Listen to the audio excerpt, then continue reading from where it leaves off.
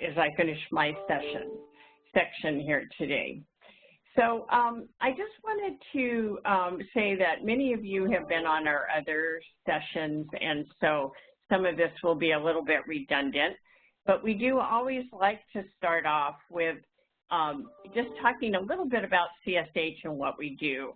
And so I think most of you know that we are an organization that really addresses issues related to homelessness, and we create supportive housing through our lending programs. We also provide training and education and policy reform and consulting and technical assistance. This program today is really part of that whole process of working with providers and others to change systems and really address issues related to homelessness. So we appreciate it that you're here today. Many of you have sort of met us virtually, but our training team is myself. I'm the Associate Director at CSH. Adrian Navarro, who is a consultant and also a professor at Azusa Pacific University. And Vanessa Rios, who's our CSH Los Angeles Senior Program Manager, works actively on issues related to employment, property management, and older adults. We are very, very pleased today to have Freddi Segal-Gidan with us today. And Freddi is Director of the Geriatric Neuro-Behavior and Alzheimer's Center at Rancho, Los Amigos National Rehab Center.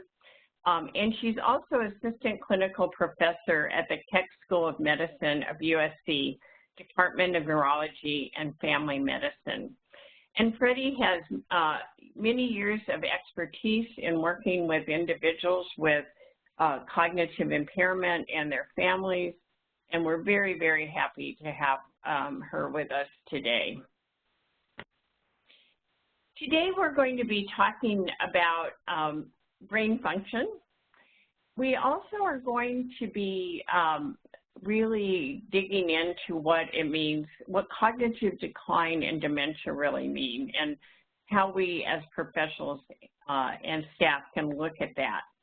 And then we're going to get into how we recognize and refer appropriately when we are working with someone who has cognitive decline symptoms or actually has dementia. So our goals today are to provide an overview of cognitive impairment. And then we're going to get into how to help older adults with dementia and what is it, some of the things that you need to do when you're actually going to work with a client where you start to suspect or have evidence that there is some cognitive decline going on. So with that, I'm going to turn it over to Freddi, who will just say a little bit more about herself and then jump right into the session. So Freddi, welcome, and it's all yours. Well, thank you, Gretchen. And first, thank you to CSH for the opportunity to be part of this webinar. I know that these are challenging times for all of us. And for those of you working with people who are homeless, I think the challenges every day in the usual environment are enough, and this has probably just amplified those. So I do have quite a bit of personal experience. In my family, my mother had a dementing illness, and have also about 40 years of experience working in geriatrics primarily, and then the last 30 years working as part of a multidisciplinary team as part of one of the state Alzheimer's centers focused on diagnosis and evaluation and ongoing care of people with memory disorders. We see people from presentation through death. So it's actually my patients and their families who have taught me a lot of what I'm going to talk about today and try to share with you. So I'm hoping that by the end of this time together, you who are joining us today will have an understanding that memory loss is not a normal part of aging.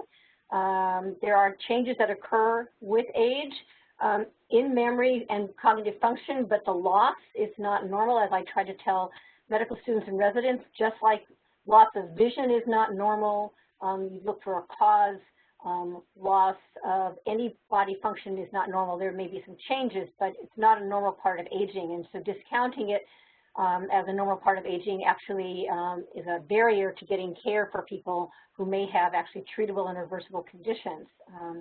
Again, also understanding that not all memory loss is dementia. Memory loss can be a part of dementia, but they're not the same. Not all dementia is Alzheimer's disease. We'll talk a little bit about Alzheimer's disease. Alzheimer's disease is the most common dementia illness in people over age 65, but again, they are not synonymous, and it's a slippery slope to start equating them. Want to make sure that you're familiar with the warning signs of changes in cognition that warrant an evaluation.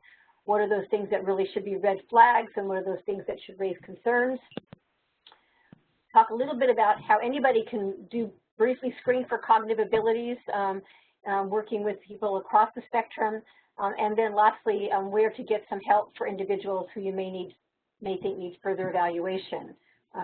I know that for some of you attending today, some of this content will be new, and for others of you, you're probably more familiar with this area. So we have a range of backgrounds in our audience, I understand, and familiarity with this. So please feel free, if you have questions along the way, to use the chat function so we make sure everybody has a good understanding of what we're talking about.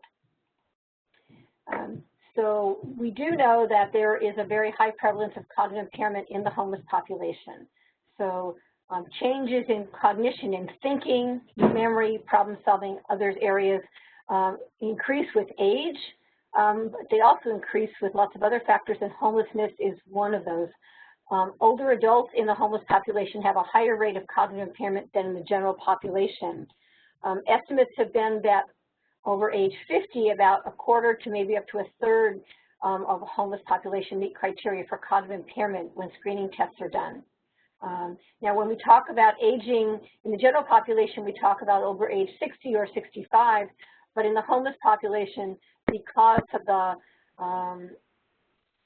long-term effects of homelessness and the things that lead to homelessness, we actually talk about the population age 50 and older because they look more like the population 60 or 65 and older in the general population. In the homeless population, as those of you who work with this population know, there are high rates of substance abuse, traumatic brain injury, and chronic mental health problems. And these are all things that contribute to cognitive impairment as people age. There's also high prevalence of multiple underlying health conditions.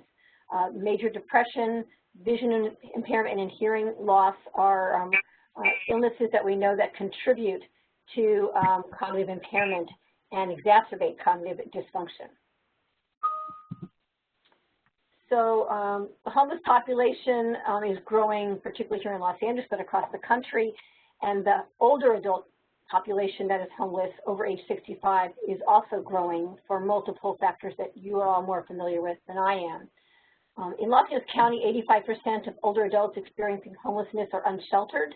That is, they are not living in either a structured shelter or in some other temporary housing.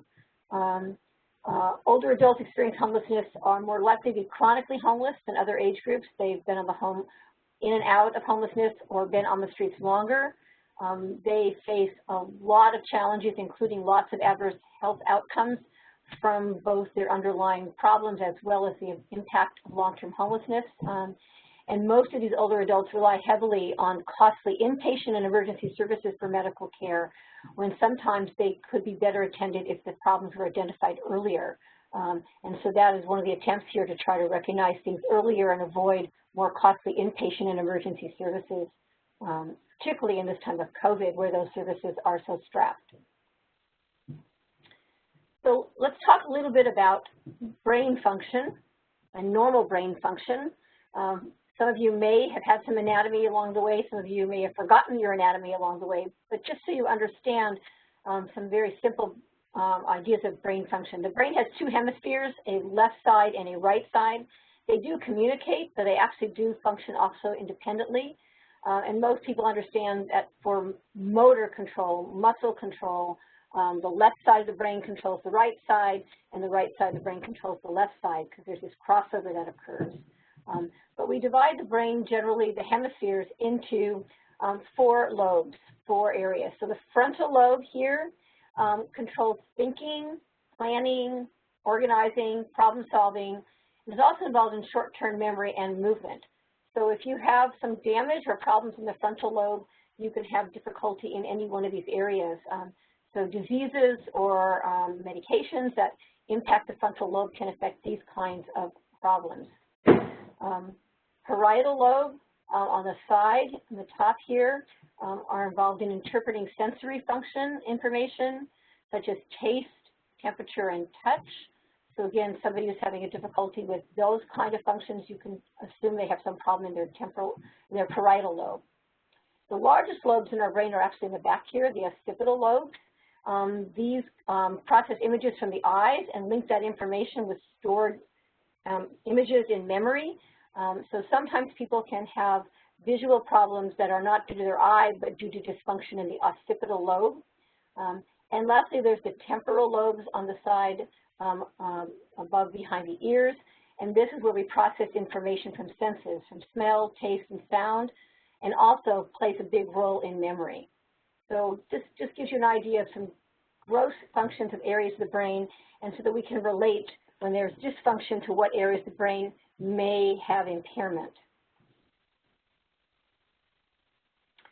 As I said earlier, there are age-related changes in all organs of the body, and those occur also in the brain.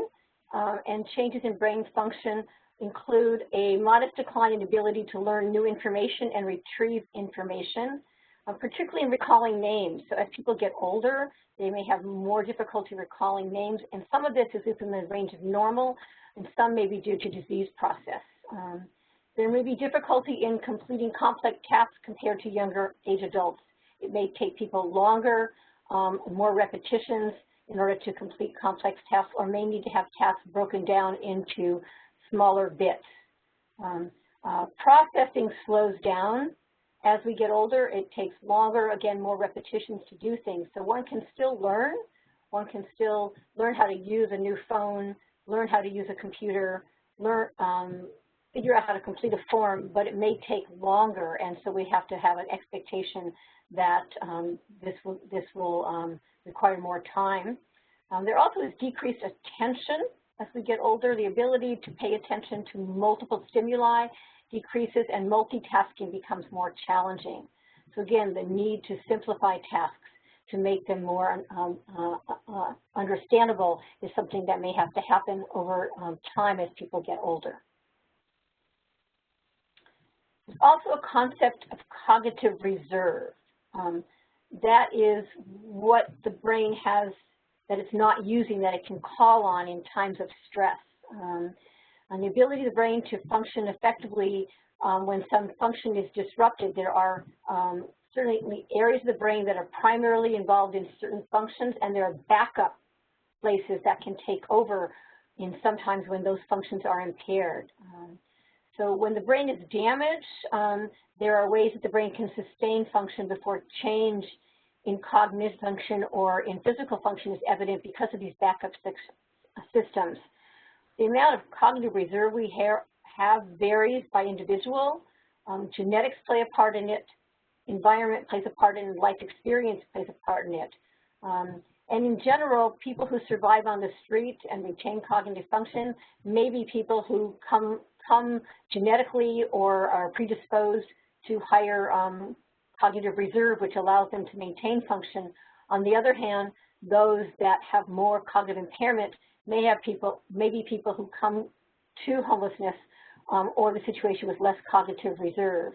So in my practice, for example, I take care of people who are very highly educated, university professors, politicians, and lawyers and doctors, and they continue to function very well even when they have evidence on scans and on testing of significant impairment due to the high amount of cognitive reserve they have. And other individuals who have come from different backgrounds poverty being one, less exposure to education, may actually have minimal damage on their brain and have quite significant cognitive dysfunction due to the lack of cognitive reserve. So as our brain ages, just like all the other organs in our body, there are changes that happen. And these changes in the brain actually begin quite slowly, somewhere in midlife, in 30s and 40s, and then accumulate over time, again, by genetics and by early life experiences, even neonatal experiences. They may occur at a different rate in different people. So there is actually a damage and death to neurons, the cells that make up our brain, that start to occur and accumulate over time, beginning in midlife. There are changes in the connections between the neurons, and so communication becomes disrupted and may have to think other pathways. There can be decreased blood flow to the brain. Blood is the nourishment to all our cells in our body, including our neurons. And so as diseases that impair blood flow start to affect the body as we age, these diseases can then affect the brain. So think about hypertension, which is a circulatory condition and which we want to maintain good blood flow. And when there's the narrowing of the arteries that lead to high blood pressure, we get decreased blood flow to different organs, to kidney, to heart, and to brain. And overall, as we age, the size and weight of the brain decreases. Again, starting in midlife, somewhere in our 30s and 40s, it's very slow, but a person's brain at age 30 compared to a brain at age 50, compared to a brain at age 80, will be smaller and weigh less. So all of these changes that go on in the brain at a physiological and structural level lead to some reduced brain function with time in the aging brain, in which if you have cognitive reserve, you can compensate for a little better, but may lead and predispose to some of the changes we see in cognitive dysfunction and diseases as people age. So using the right terminology, the right words to describe what's happening is important, because people often get labeled, as you may know, and sometimes the labels are not correct. And getting rid of an incorrect label is much more difficult than one would imagine, particularly in the medical system and in the social services system, where there are records and people get labeled. So I want to just review here some of the terminology we use when thinking about the aging brain and the topic of cognition and dementia. So cognition means thinking ability. It's all those things that our brain does that help us to get through the day, that are not automatic. So it's the ability to problem solve, the ability to remember, the ability to make judgments, the ability to calculate, the ability to read and write. All of that is cognitive function. It's our thinking ability. Amnesia means without memory. A means without, and nestic is memory. So amnesia is without memory. And I always tell the medical students and residents, physicians that I work with, that people who work in anesthesia, who give people medications so that they won't remember and be awake during a surgical event, are supposed to give people amnesia for that period of time, but not long-term cognitive problems, not effects after the amnesia where the anesthetic wears off. So we also get amnesia when we get a head injury with a concussion. We have a lack of memory for that period of time, but it should not be an ongoing problem. It's just for a period of time. Dementia is a syndrome. It's a constellation of symptoms, signs and symptoms, and the word dementia actually means loss of mind. Dementing illnesses are organic. They have to do with physical changes in the brain function, in the nerve function of the brain and the connections between the brain. It is not a term for somebody who is psychiatrically ill, although there may be psychiatric symptoms associated with dementia. So it's not the idea that someone is crazy or psychiatrically ill. In some cultures, in some languages, this terminology becomes difficult, and people often associate dementing illnesses with people who have psychiatric illnesses, but they are quite different. Delirium means confusion, and it is a period of time that comes on abruptly, acutely. We call in medicine acute confusion. Someone wasn't this way before, and now they're this way 2 days later, or they weren't this way in the morning, and they're this way in the afternoon. They're more confused. It comes on rather abruptly over hours, sometimes days. It is reversible. You can find an underlying cause for it, oftentimes an infection, but maybe a medication. And it is not a psychiatric or psychotic disorder. So when we talk about psychotic disorders, psychiatric disorders, we're talking about schizophrenia, bipolar disease, personality disorders, and people with these conditions may develop delirium, but that means that there's something else going on. And people with a dementia may develop a delirium because they have something else going on top of it. So but a delirium is usually, if identifiable, treatable, and that's an important thing to keep in mind. And then there's depression, which is a mood disorder where people are feeling down and sad and less interested in doing things, inability to do things because of the lack of interest. And it can sometimes look like dementia in people who are in mid-age and aging. And so depression is often termed a pseudo-dementia, where someone can have cognitive dysfunction due to the depression, but depression can also be a symptom of people with a dementia syndrome. So it can be difficult, and it's always not easy to differentiate the two. So there are cognitive changes that occur over time in all of us. At birth, we have normal development, which involves improved and the gain of cognitive ability to a maximum threshold somewhere in our 20s and 30s here. And then during most of adulthood, there's the maintenance of our cognitive function over time. And then somewhere in our 60s, 70s, 80s, 90s, there is some decline in cognitive function that's part of normal aging that I discussed, some slow processing, but this is normal. When there's a disease process, such as a dementia like Alzheimer's disease, then there is a drop-off in cognitive function that is greater than we'd expect for normal aging. And this is what we call a dementing illness, when there's a drop-off. If it occurs earlier in life, before age 60, 65, we call it a pre-senile or early onset dementia. And if it occurs late in life, after age 65, we call it a late onset dementia. But that's just a artificial determination by the age at onset of these diseases.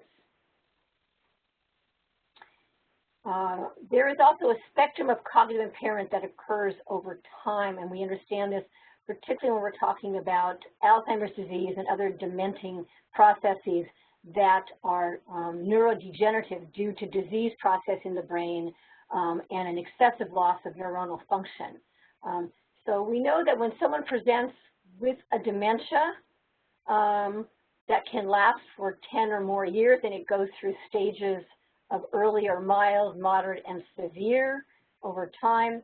But preceding this cognitive change, this dementia syndrome, there often is milder changes, what we call mild cognitive impairment, or MCI, where there are some changes in ability if you were to test somebody on their cognitive function, but their other function, their daily function, remains the same.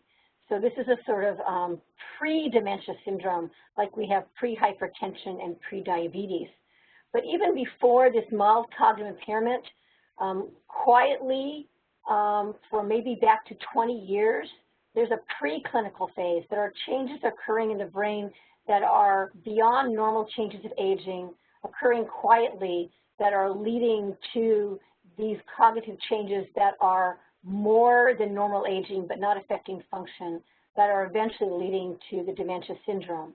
So we now think of, when we see people with a dementia, as being in the middle course of a disease that may actually have started decades before, although we can't recognize it yet in the preclinical phase in most people. So again, dementia is a syndrome, cluster of signs and symptoms. It's a neurocognitive disorder. It involves the the central nervous system, the brain, and the ability to think. It is not normal aging. It is more impairment than normal aging. It involves not just memory. Memory problems are an amnestic problem or amnesia or an amnestic syndrome when it's only memory, but dementia involves memory and other areas of the brain. You see changes in function in the brain from an underlying disease that causes changes in thinking, cognition, but also changes in behavior and personality, which are controlled by the brain, and changes in function.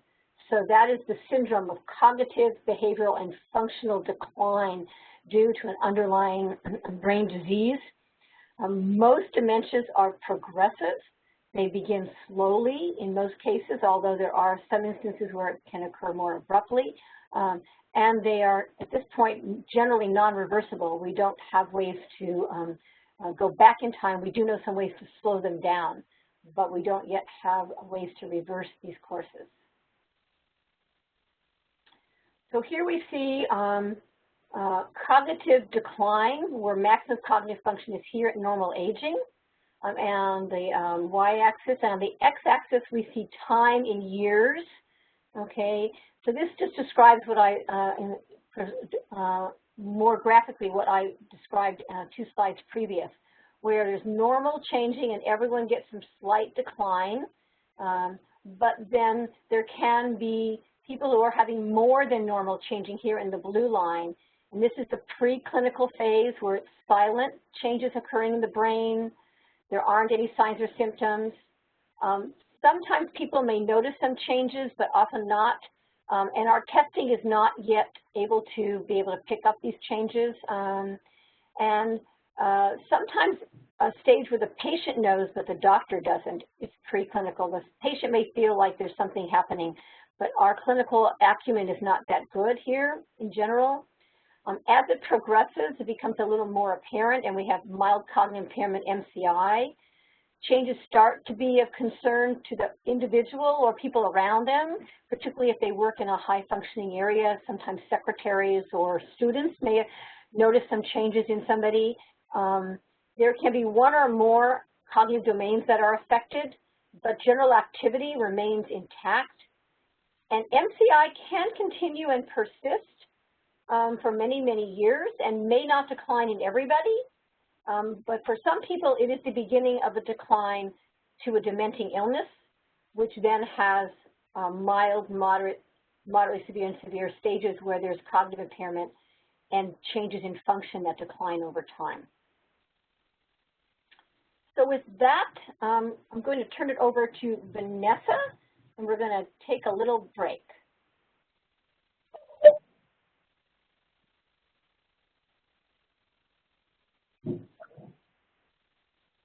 Freddi, we do have a question in the chat box. Okay.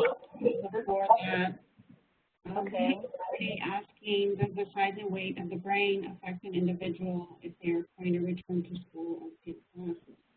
I'm curious because I work with a lot of individuals who believe they can't do it because of their age.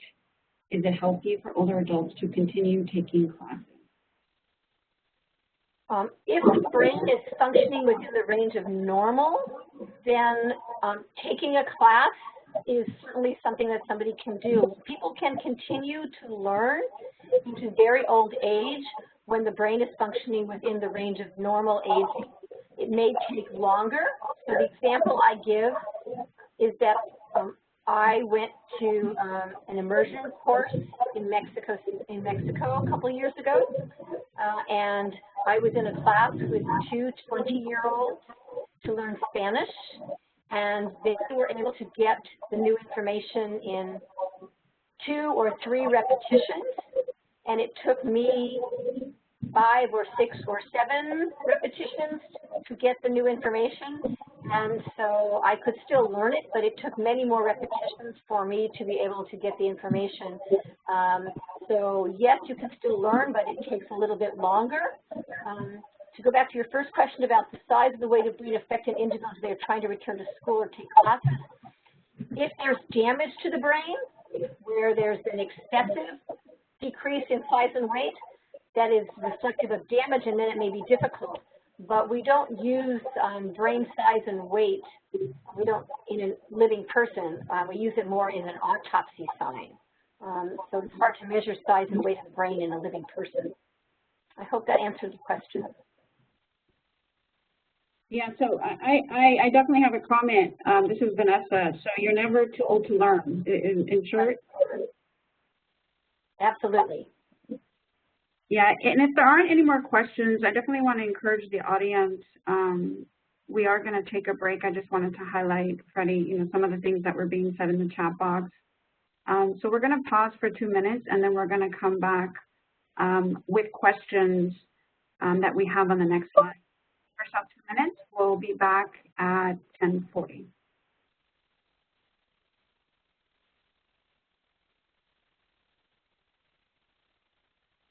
I just want to remind my presenters to, if you're not on, if you can please mute your phones and your computer so that we can reduce any background noise. Thank you.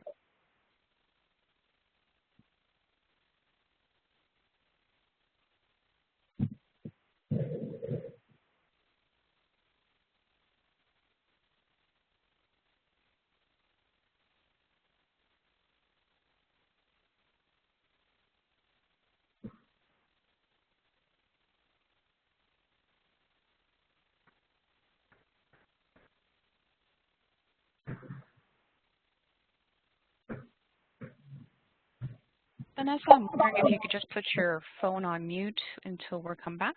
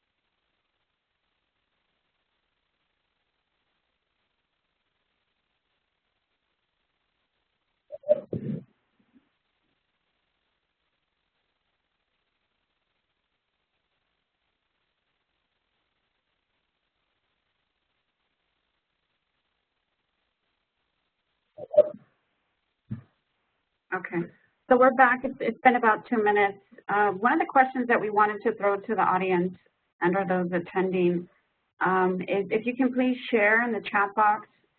Lisa, do they have the ability to unmute themselves, or would it be easier just to have them do it in the chat box? They can raise their hand, and I'd be happy to unmute.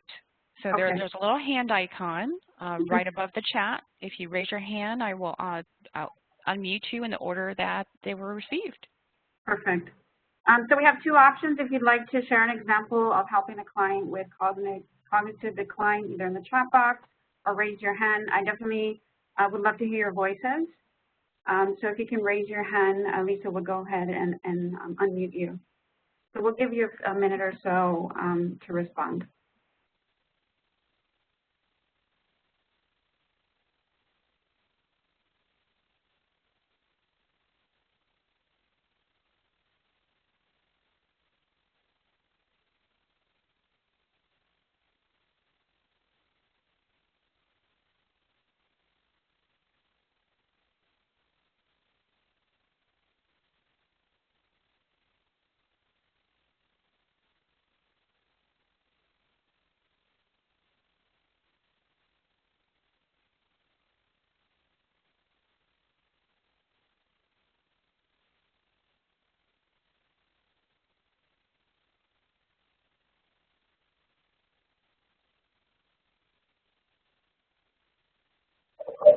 And again, if you're coming back from the break, feel free to raise your hand to share an example about helping a client with cognitive decline, or feel free to share your experience in the chat.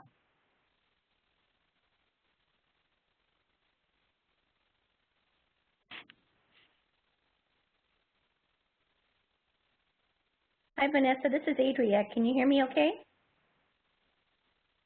I can hear you. I was just going to share that, a couple of my acquaintances lately have talked about people in their life that seem kind of vacant and vague, and especially on Zoom, that they're not really participating very much, and come to find out that both of these individuals have some mild cognitive impairment.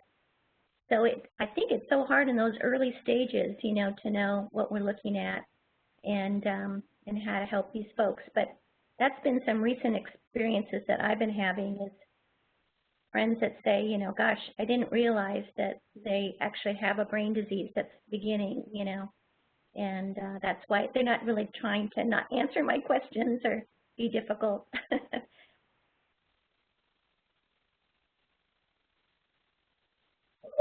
Thank you for sharing some of the things that you're seeing amongst folks with some of the new obstacles and our technologies that are coming around. You start to notice more and more. So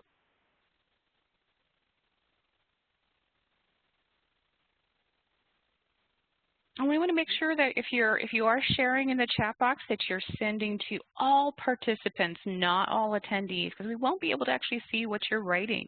So please feel free, if you've already kind of sent something to all attendees, why don't you resend that so we can see, so everybody can share and participate.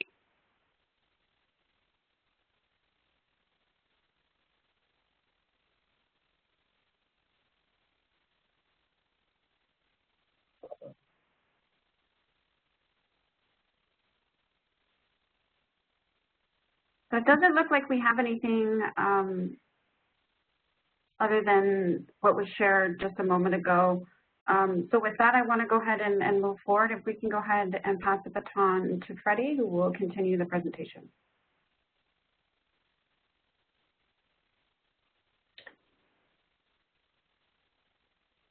Okay, so welcome back. We're going to sort of move along here a little bit. So I want to talk a little bit about risk factors for cognitive decline. Certainly age is the biggest risk factor. The older we get, the more likely we are to experience changes in our thinking abilities and our brain function. But that's also true for all other organ systems. The older we get, we're more likely to have heart disease. The older we get, we're more likely to have kidney disease. The older we get, we're more likely to have musculoskeletal problems, arthritis, changes in our eyes. So it's not unusual that age would be a risk factor, because age is a risk factor for decline in most organ system functions in our body. And what we want to do is live well and minimize those risks for decline so that, and for the diseases that they may precipitate. We also know that education, lack of education, is a risk factor for cognitive decline. Numerous studies have shown that individuals who are more highly educated are less likely to experience cognitive decline than individuals who are less well educated. Now, that doesn't mean that if you're a college professor or a physician or a lawyer or a social worker that you're not going to have cognitive decline. It just means that overall you're less at risk than people who have less education. And I often say that actually it's early childhood education that builds the substrate for the brain to develop and function well into adulthood and further on. And so the best protector we have for late life cognitive decline actually is early childhood education and Head Start programs and nursery school engagements and things like that, because it is a lifespan situation of wanting to build a brain that ages well. Genetics and family history also contribute, and certainly over the last 20 years with the human genome, we have learned much more about the genetics of many, many conditions, including brain diseases, and there are some genetics that predispose to developing brain diseases, just like there are genetics that predispose to developing heart disease, as well as cancers and other diseases. We've long known that family history plays a part of it. Probably is some genetics involved in this, so that we can trace some families who actually have unusual genetic mutations that lead to certain unusual forms of Alzheimer's disease, as well as Parkinson's disease and other brain diseases. There are also many comorbidities, other medical problems that affect the body that can put the brain at risk for decline. Cardiovascular disease, high blood pressure, heart disease, stroke, they affect the circulatory system to all organs and affect the circulatory system to the brain. So we often have a saying that what's good for the heart is good for the brain, and what's bad for the heart is bad for the brain. So it's why we want to focus on people who have these underlying cardiovascular conditions and try to treat them aggressively and minimize them, not only to preserve cardiac function, but also brain function. Depression is also a risk factor for cognitive decline.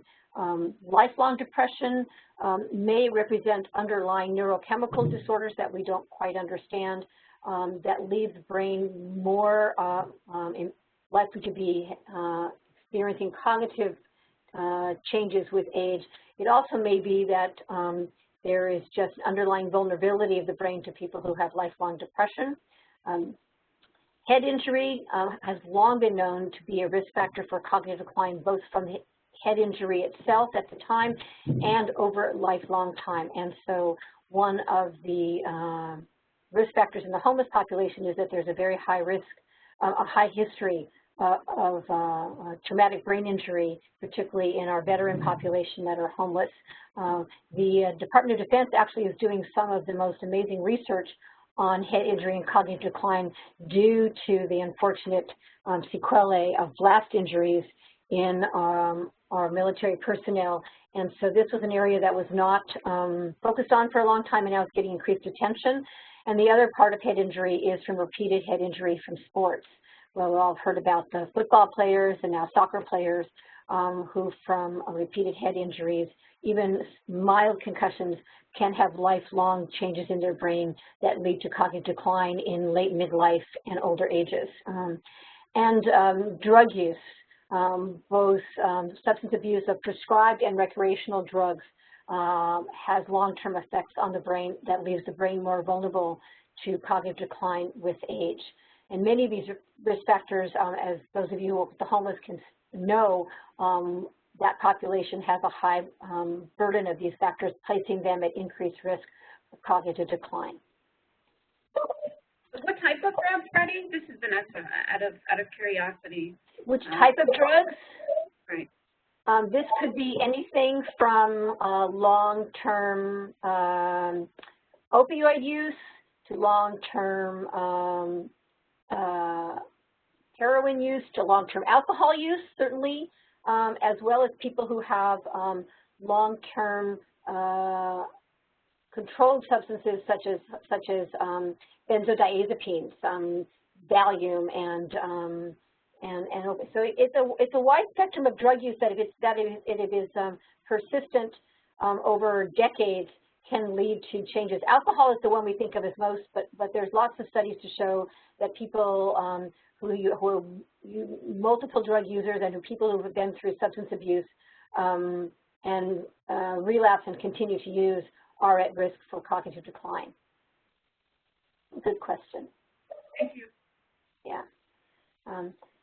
So we have this concept of cognitive disability, which is something that is used in the school systems as well as in social service systems, and in getting a little more attention in the medical system but is a concept where there's functional impairments associated with disorders of the brain, so that you have some change in your cognitive ability or you have some inability to function cognitively, and it's due to any number of conditions. It could be trauma, traumatic brain injury, PTSD that leave people with cognitive impairment. It can be due to acute mental illness during the time of mental illness, and then it can remit with treatment, or it can be long-term with mental illness that's chronic and either resistant to treatment or not fully treated. Chronic substance abuse can lead to cognitive disability over time. Developmental disabilities leave people with long-term cognitive disability. And then there are things that are toxic agents that affect the central nervous system. So this could be chemotherapy agents for cancer treatments. This could be exposure to workplace agents that can affect the central nervous system. So this idea that there are an array of conditions and substances that can impair brain function and leave somebody with cognitive impairment and cognitive disability, so that they can't function in the way they did before, or they can't function in a way that allows them to be employable, for instance. And when we think of cognitive disability and cognitive dysfunction, we can have to think about what level it's at. So not all cognitive dysfunction is the same under the etiology, and not is all to the same degree. So I think this is, again, where labeling, talk about, we have mild cognitive impairment, which would be a mild form of cognitive dysfunction. We have moderate stage dementia, which would be in the moderate middle stages of that disease. We have people who have severe, profound cognitive dysfunction. This could be somebody lifelong with a developmental disability that has left them with a profound impairment. Most of these people are, in the past, were institutionalized, and many live with families these days. But we certainly have a large nursing home population where we have people with very severe and profound cognitive dysfunction. We have individuals who may have intermittent periods of cognitive dysfunction, people who have exacerbations and remissions of psychiatric illnesses, people who have exacerbations and remissions of medication effects that can leave them with cognitive dysfunction. There is the idea that it's a temporary cognitive dysfunction, something that is due to an acute injury or an acute event that's going to resolve, or it may be permanent. It may be something that is static, that has occurred and is going to remain the same for the rest of their life. So you think of somebody with a stroke and who has some cognitive dysfunction from the stroke, that could be mild, moderate, or severe and is permanent and static, or the person who's had one stroke and then has other strokes, and so now that static period has now led to more profound impairment that has progressed. And then in our more common dementing illnesses that are neurodegenerative, such as Alzheimer's disease, but also that occurs with Parkinson's disease and other dementing illnesses that we see, where there's a slow loss of neuronal function, we can have progressive conditions that may begin moderate in a mild stage and progress to a moderate stage and then progress to severe profound stage. And these generally are permanent and progressive. So using some descriptive terms for the level of cognitive dysfunction can help in identifying somebody where they are in a disease process. When we think of the ability to remember, which is a key piece of cognitive function, in order to learn, you have to remember. This is a mnemonic that I like to use that's called the 3 R's. So you have to, first of all, you have to be awake. So that you have to be able to be awake and pay attention in order to learn and remember. So the idea that you can sleep and learn while you're sleeping has not been proven as far as I know. So when you're awake, then you can register, you can take in information. So that's the registration. You have to be awake to register, to take in information, to hear something, see something, or feel something. Use your senses to take it in. Then your brain has to record that information, like that red button on the old-fashioned tape recorder where you push it down and you speak, and then it records. And the part of our brain that is the record button is called the hippocampus. It's located in the temporal lobes, those lobes that overlying the ears, and it's in the internal, the medial, the internal part of the hippocampus. And so we know that people who are having problems with recording information most likely have some problem in this part of their brain, in the hippocampus. and then you have to be able to retrieve that information. You put the information in, and then you have to be able to bring it back out to find it and retrieve it. So there's registration, record, and retrieve. And if a person has a problem with registration where they can't pay attention, they're depressed, then they may not be able to remember. If a person is disturbed because of substance abuse, they may be awake, but they can't register information and they can't record it because of substance abuse, they can't remember. If the person has a problem, again, with that area of the brain where they can't record, they can register it, and they bring it in, but they can't record it, then they won't be able to retrieve it, get it. And if the person can register the information and record it, but can't find it, their brain can't find it, they need some help to retrieve it, then it's a retrieval problem. So we think of these different areas being impaired, and they can lead to what looks like a memory problem, but trying to figure out where in that process is an important piece. So again, this is the hippocampus. It's located deep in the temporal lobe here, this purple area, it is that red record button that has to function.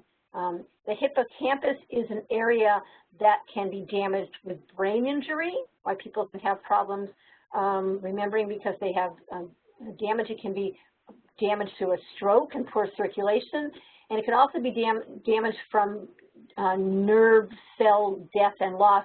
This is the area of the brain where the changes early in Alzheimer's begin with the deposition of abnormal proteins in the brain in this area.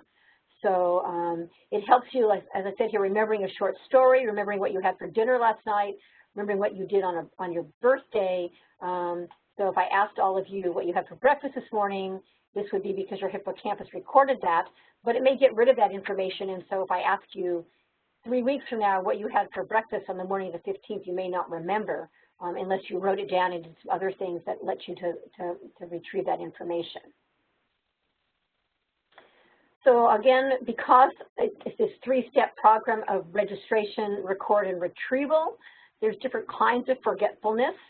So impairments in registration and being able to put that information in may be due to normal aging, where there's changes in vision or hearing or brain processing, where you have to repeat things more often or give them in a different way. Person may be acutely ill and confused with a delirium. They may have a COVID infection. They may have a bladder infection. They may have substance medications that are impairing them. Side effects of medications can impair registration as well as the interaction of medications.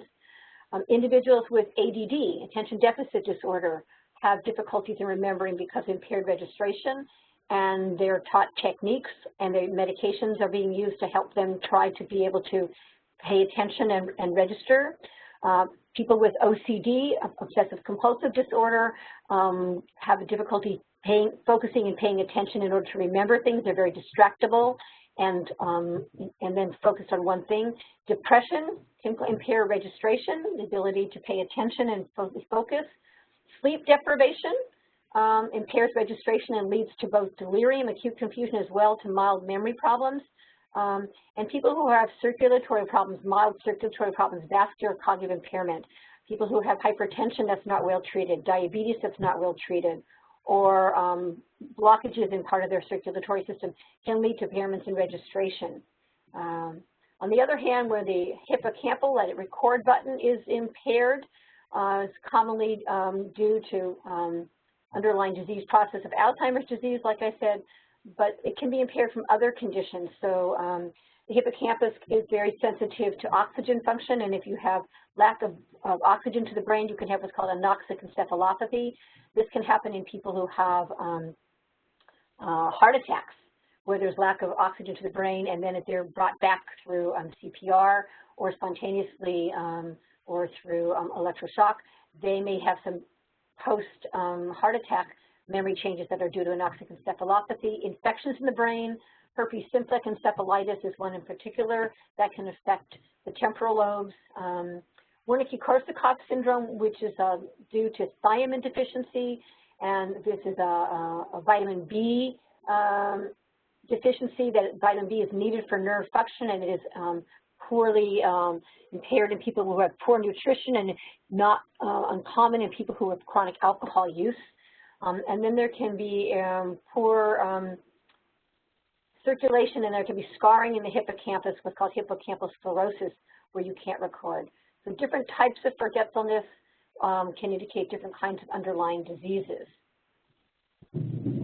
So in dementia, this syndrome of chronic cognitive decline in multiple areas, and this is kind of our understanding of a dementing process in 2020, that there's genetics. We all come with our genetics from our mothers and our fathers. And then there is our environment. That environment may be our prenatal environment. It may be the neighborhoods in which we grow up that may have more or less pollution. As we know, increasingly have learned that environmental pollution is a risk factor for dementing illness. It may be the educational environment we have. So all these factors lead in some people to the development of abnormal protein deposits in the brain. These proteins can lead over time to Parkinson's disease, to Lewy body dementia, to Alzheimer's dementia, but these proteins lead to a loss of brain cells and altered amounts of chemical functions in the brain, and then we start to see the signs and symptoms of a dementing illness. And this process, as I talked about earlier, actually goes over years and sometimes decades. It's not something that happens in a matter of months, days, weeks, or months. Rather than abnormal protein deposition in the brain, this can be poor circulation from underlying diseases such as hypertension and diabetes that affect our circulatory system, that then lead to loss of brain cells and changes in chemicals in the brain and signs and symptoms. So this is just a sort of schematic of what our understanding is today.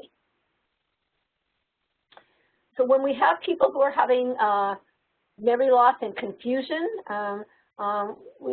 this is our way of thinking about it in geriatrics and neurology. We think about the 3 Ds. What are the 3 big buckets of things that can cause these kind of problems?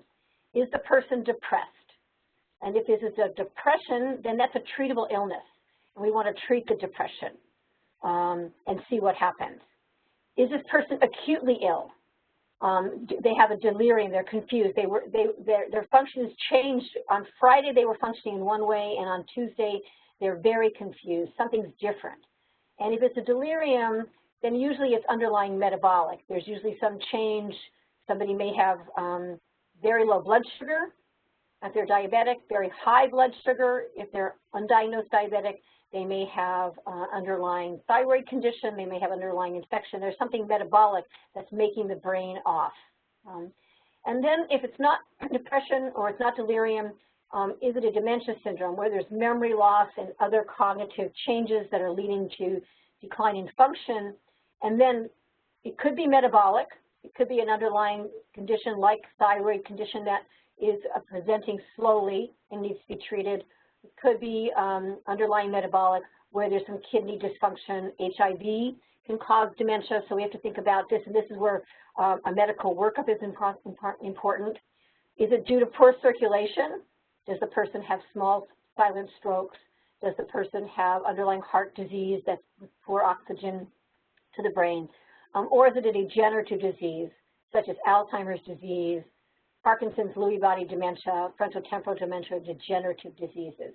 So this is the kind of way we think about it in the medical system as these 3 buckets of, we don't want to call somebody depressed who's really got a delirium. We don't want to call somebody who's got a delirium, a dementia, and not treat their delirium. So we want to make the right call for what the condition is. If we think it's a dementia, we think it is a syndrome where there's cognitive changes and functional changes. Again, is it due to an underlying metabolic problem, something that we can identify and correct? Low thyroid, low B12, excess alcohol use, too many medications. Every year in our practice, we see people referred to us from very reputable medical providers who, because the provider or the person is thinking that they're having experiencing memory problems. They think they may have a dementing illness. Sometimes they've actually been diagnosed with a dementing illness, and it's due to taking too many medications, prescribed and over the counter. Sometimes due to chronic dependency and substance abuse here of prescribed medications. So this is the area here where medicine is involved in trying to find an identifiable cause, treat it, and reverse it or stop it.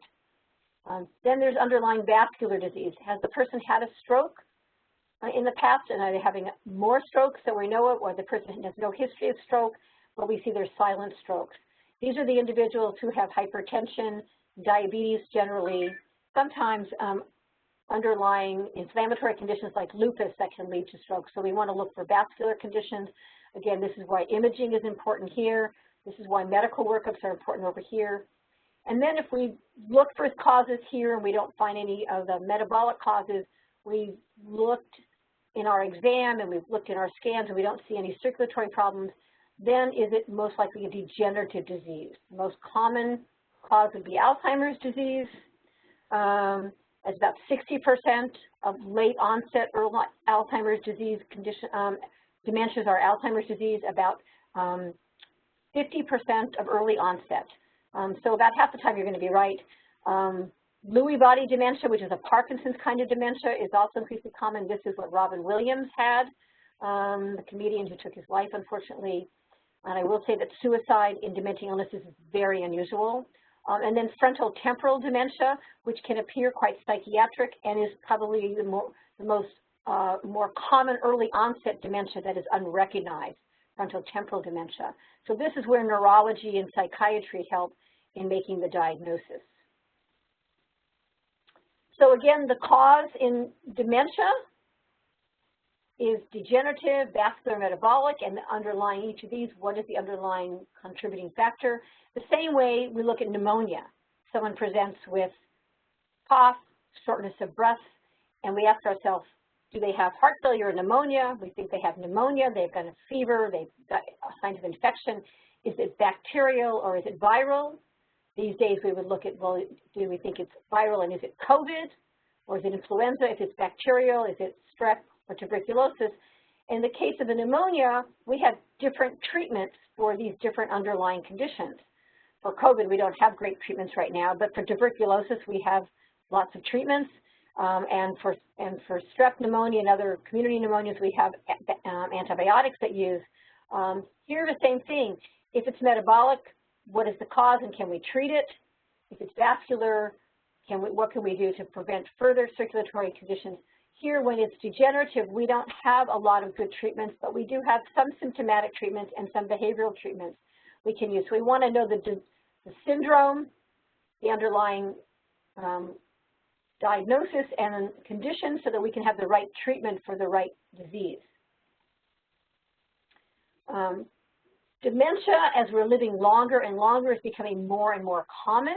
So you can see here from 2010 to 2015, the projection is for a dramatic rise in the total number of people from about just under 5 million people with Alzheimer's disease in 2010 to almost 14 million people with Alzheimer's disease in 2050.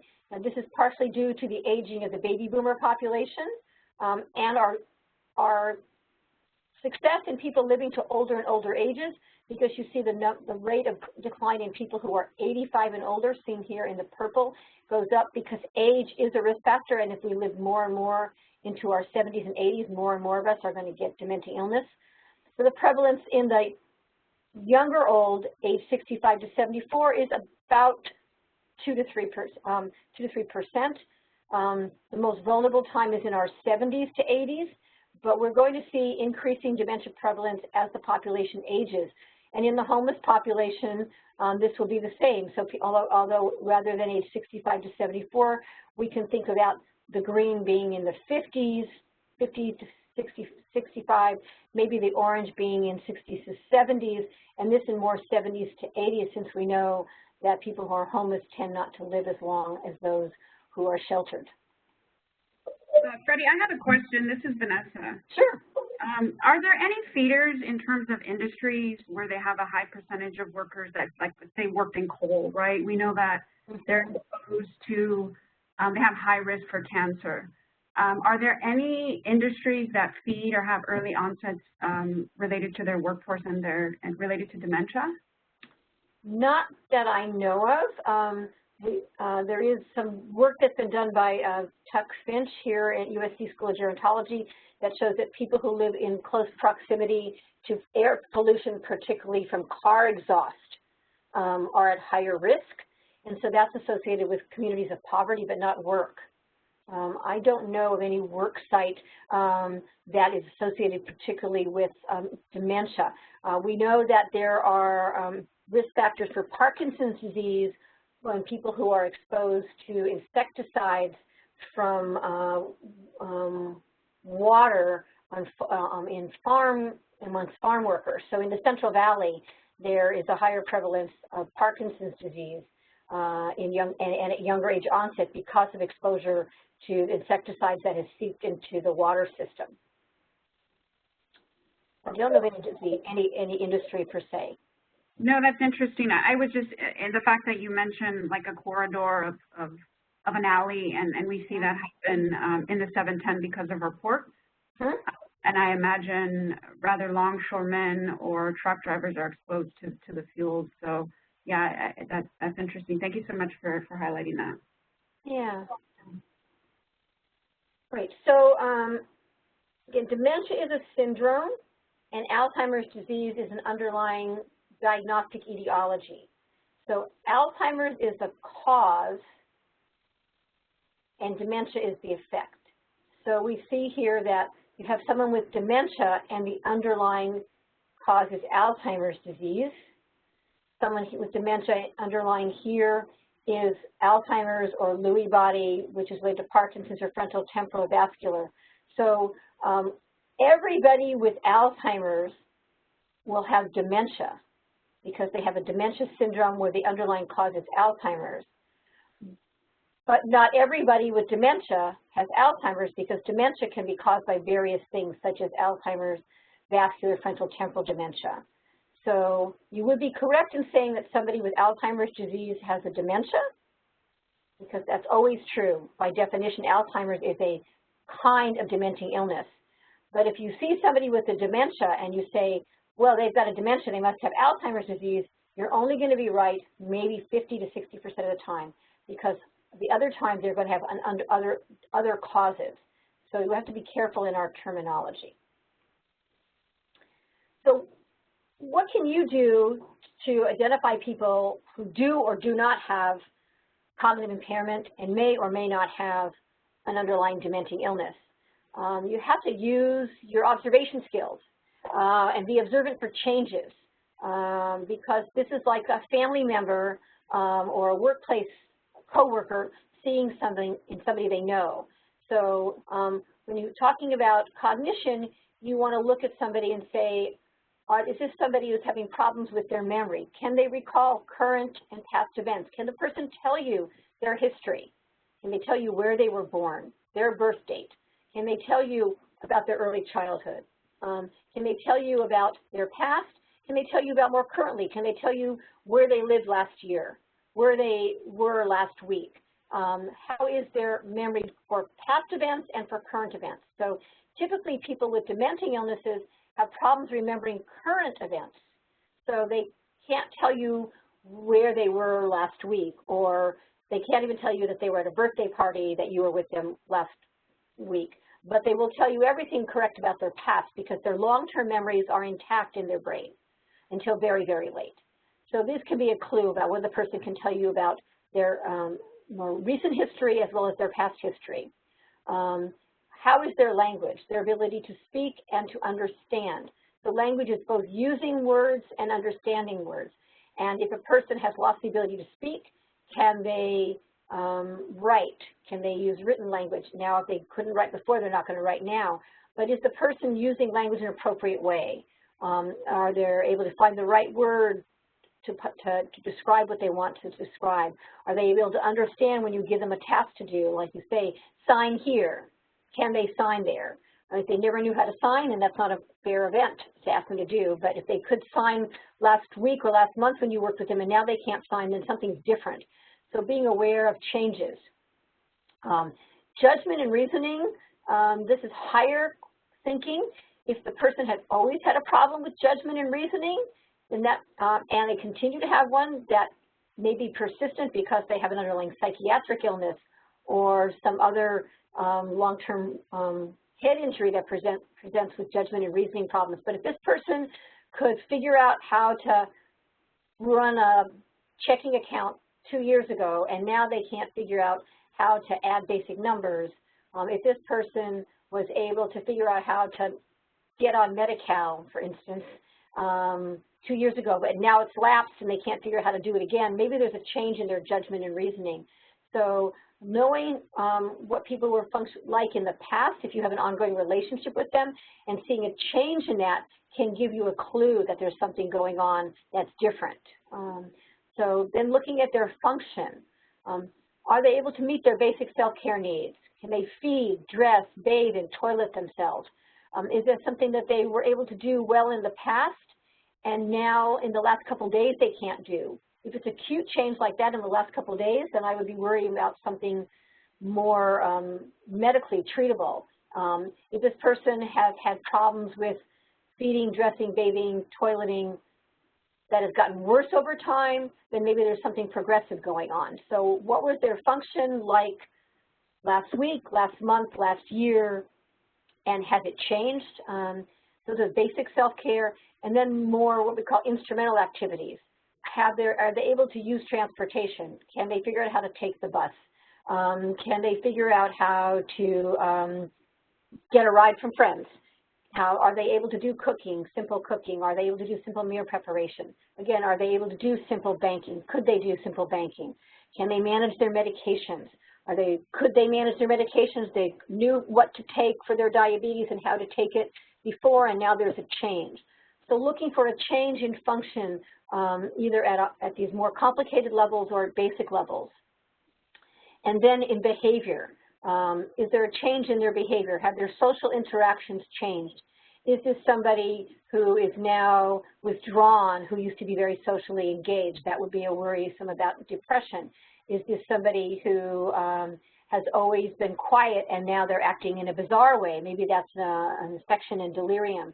So you have to be the eyes and ears to look for changes in cognition, function, and behavior. These are all things that the brain does.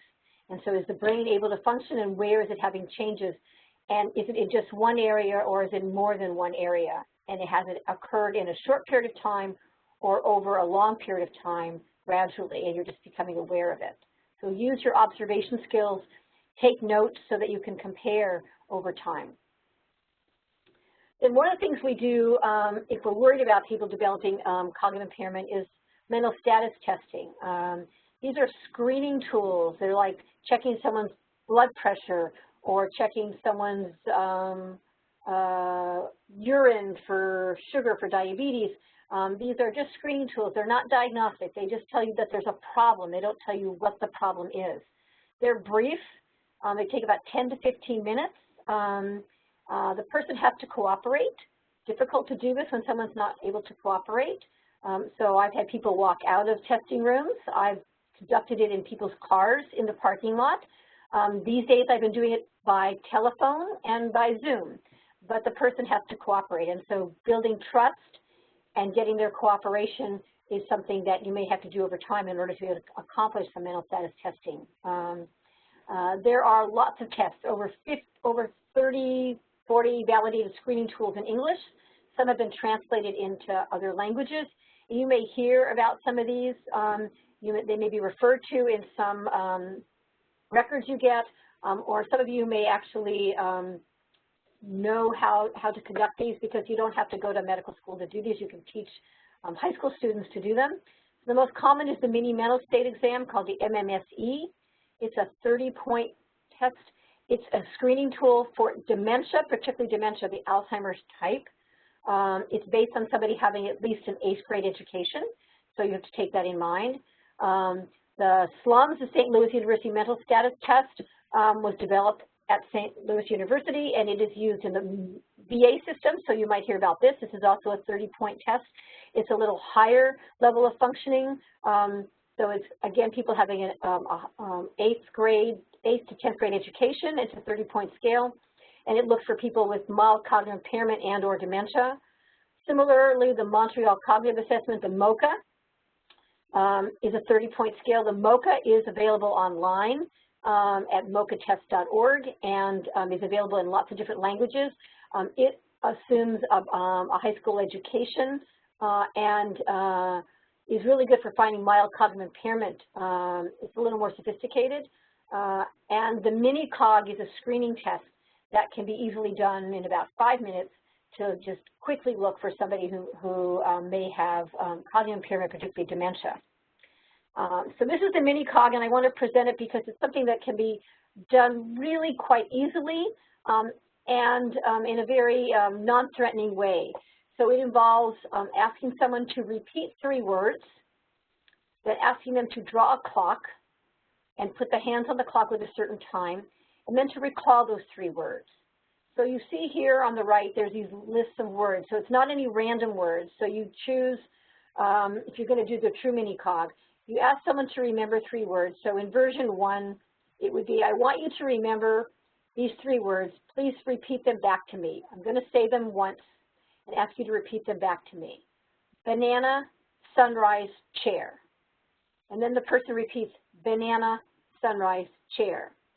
Then you give them a piece of paper and you say, next, I'd like you to draw a clock for me. This paper has a circle on it, or you could ask them to draw a circle. First, put in all the numbers where they go. So they have to have the numbers in the right order, the 12 at the top, the 6 at the bottom, the 3, the 9, and then the numbers in between. And then you ask them to place the time of the hands to read 10 past 11. So put the hands on the clock to read 10 past 11. When they finish that, then you ask them to recall the 3 words. Can you remember those 3 words?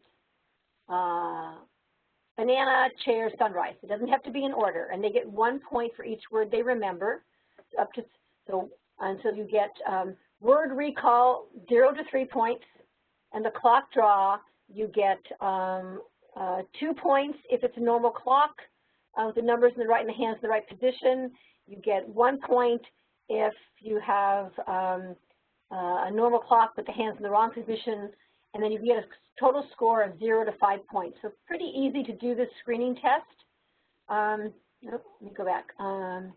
So we have a question, Freddi. Yep. Since it's on the issue of testing, the question is from Asma, who is asking if there is a test for lower education, as many of people experiencing homelessness only have an elementary or middle school education. Yeah, so there aren't tests particularly, but there are ways to adapt the scoring. So the scoring of the tests can be adapted to adjust for lower education. There are formulas that people use. But that's why I tend to like to use the mini-cog.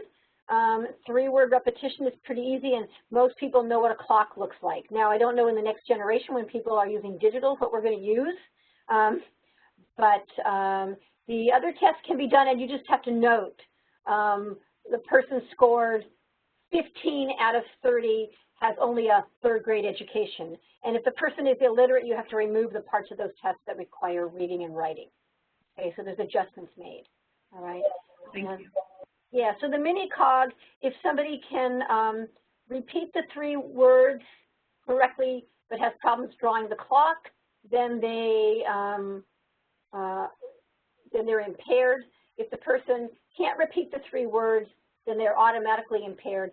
And if the person can repeat 2 of the 3 words, draw the clock correctly, they're unimpaired. So it's a very easy scoring, and you can do the mini-cog pretty simply and unobtrusively. At least and that's what people are using the mini-cog in the emergency rooms as a screening test. But rather than doing any of these formal tests, I think actually using some practical assessments. So does the person know their name, date of birth, place of birth, the school they went to? Can they tell you what their medical problems are and their medications? If someone can tell you, this kind of personal information, then at least you know that they're intact for remote memory and current memory. So the person who knows their name, date of birth, place of birth can tell you about you know, where they will at elementary school and high school, but can't tell you what their current problems are or the medications they were sent home with when they got out of the hospital, then they're having more current problems, okay? Can they complete a form? Can can they fill out the form properly? Can they answer the questions properly? Even if given the form, can they do it on their own, or do they need guidance and direction to do the form? But with guidance and correction, can they do that? And what does their writing look like? Did their writing change? So people with Parkinson's disease get changes in their writing early on, so it's very hard to read their writing. It gets very small. That can be a tip-off. People who have problems paying attention can't focus, and they'll start a form and then they lose track of what they're doing. So that can give you an idea. And then some other practical assessments. Can the person show you how to make a sandwich? It sounds simple, but to make a sandwich requires you to get the ingredients and line them up and do it in the right order. Can they fold and sort laundry? Can they fix a flat tire? You know, if they're doing things like that, then they're able to sequence and process. Can they tell time? Can you show them your watch or a clock? Can they tell time? Can they just draw a clock? So you can think of practical assessments that can give you an idea of the person's ability and functions at the current time. And if you've done it before with them and you can see a change, then that helps to say they could do it 3 months ago and now they can't, or 3 months ago they couldn't do it. Now they're being treated for whatever and they can do that. So practical assessments can be very useful. Freddi, you know, we're actually about 1 minute to the time here. Oh, I went over. I'm really sorry. No problem. I think we started a little late, but I also want to kind of let you summarize and wrap up here. So this is just the clock drawing, and let me just say, finding people early is important, because then we can get to identification of treatment if they do have some kind of a treatable condition. So I'll just end there, I think, and let Adrian take over quickly about where to get help.